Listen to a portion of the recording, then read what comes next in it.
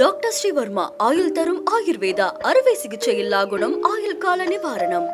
Yesterday courier private limited. Domestic international cargo உங்கள் இல்லம் தேடி வந்து கொரியர் புக்கிங் டெலிவரி செய்து தரப்படும்.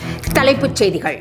இந்தியா கூட்டணியில் ஆம் ஆத்மி கட்சி அங்கம் வகிக்கவில்லை. டெல்லியில் நாளை நடைபெறவுள்ள கூட்டத்திலும் பங்கேற்காது என அக்கட்சியின் எம்பி சஞ்சய் சிங் திட்டவட்டம். ஜம்மு காஷ்மீரில் பாதுகாப்பை மேலும் பலப்படுத்த மத்திய அரசு தீவிரம். கூடுதலாக 20,000 சிஆர்பிஎஃப் வீரர்களை அனுப்ப ஒப்புதல். ஓரணியில் தமிழ்நாடு பரப்புரை. ஜூலை 21ஆம் தேதி முதல் கல்லூரி மாணவர்களிடையே திமுகவினர் பிரச்சாரம். இபிஎஸ் ஆட்சியில் ஓடிக்கொண்டிருந்த சுந்தரா டிராவல்ஸ் பேருந்துகள் எல்லாம் தற்போது மாற்றப்பட்டு விட்டன. அமைச்சர் சிவசங்கர் பதிலடி. தாவேகா மாவட்ட செயலாளர்கள் கூட்டத்தில் ஜியோ மேப் இணைக்கப்பட்ட புதிய செயலியை அறிமுகம் செய்து வைக்கிறார் விஜய்.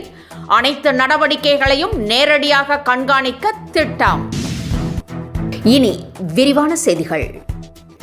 இந்தியா கூட்டணியில் ஆம் ஆத்மி கட்சி அங்கம் வகிக்கவில்லை என அக்கட்சியின் எம்பி சஞ்சய் சிங் தெரிவித்திருக்கிறார். நாடாளுமன்ற மழைக்கால கூட்டத்தொடர் விரைவில் தொடங்க உள்ள நிலையில் இந்தியா கூட்டணி அரசியல் செயல்பாடுகளை வேகப்படுத்தி உள்ளது. நாளை கூட்டணி தலைவர்களின் கூட்டம் நடைபெறுகிறது. இந்நிலையில் டெல்லியில் நாளை நடைபெறவுள்ள இந்தியா கூட்டணி கூட்டத்தில் ஆம் ஆத்மி பங்கேற்காது என அக்கட்சியின் எம்பி சஞ்சய் சிங் தெரிவித்திருக்கிறார்.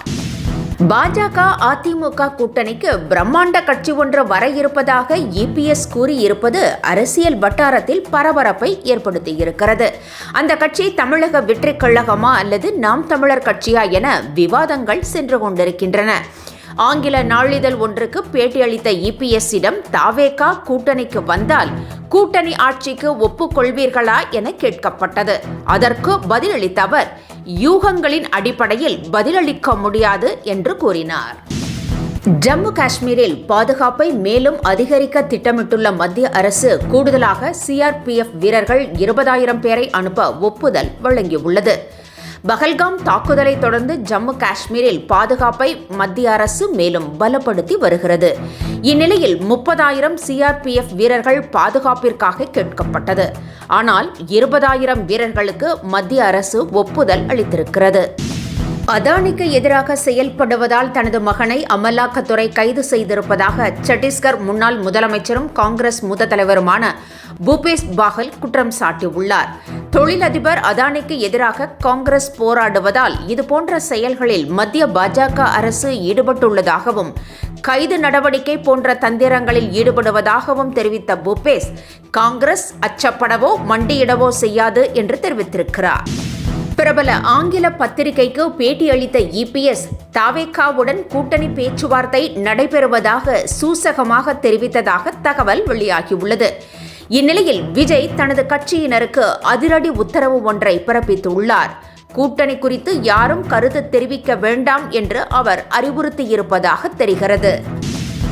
ஓரணியில் தமிழ்நாடு பரப்புரையை கல்லூரி மாணவர்கள் மத்தியில் திமுக எடுத்துச் செல்கிறது. ஓரணியில் தமிழ்நாடு என்ற பரப்புரையுடன் உறுப்பினர் சேர்க்கையையும் முதலமைச்சர் தொடங்கி வைத்திருக்கிறார். 2.5 கோடி உறுப்பினர்களை புதிதாக சேர்க்க இலக்கு நிர்ணயிக்கப்பட்டுள்ளதாகவும் முதலமைச்சர் கூறியிருந்தார். இந்நிலையில் கல்லூரி மாணவர்கள் மத்தியில் ஓரணியில் தமிழ்நாடு என்ற பரப்புரையை எடுத்துச் செல்ல திமுக திட்டமிட்டுள்ளது. கோவையில் திமுக மாணவர் அணி நிர்வாகி ராஜீவ்காந்தி இதனை தொடங்கி வைக்கிறார்.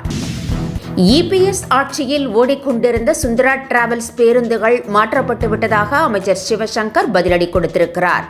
இபிஎஸ்ஸின் தேர்தல் பிரச்சாரத்தை கடுமையாக விமர்சித்திருந்த முதலமைச்சர் மு க ஸ்டாலின் பேருந்தில் இபிஎஸ் வலம் வருவதாக கூறியிருந்தார். இதற்கு பதிலடி கொடுத்திருந்த இபிஎஸ் முதலமைச்சர் மு க ஸ்டாலின் ஆட்சியில் பேருந்துகள் எல்லாமே சுந்தரா டிராவல்ஸ் போல இருப்பதாக கூறியிருந்தார். இதற்கு பதிலளித்துள்ள அமைச்சர் சிவசங்கர் இபிஎஸ்ஸின் குற்றச்சாட்டை பார்க்கும் போது அவர் சாலையில் நடந்து செல்வதே இல்லை என தோன்றுவதாக கூறியிருக்கிறார். தமிழக வெற்றிக் கழக மாவட்ட செயலாளர்கள் கூட்டம் வரும் 20ஆம் தேதி நடைபெறவுள்ள நிலையில் ஜியோ மேப் இணைக்கப்பட்ட புதிய செயலியை விஜய் அறிமுகம் செய்கிறார்.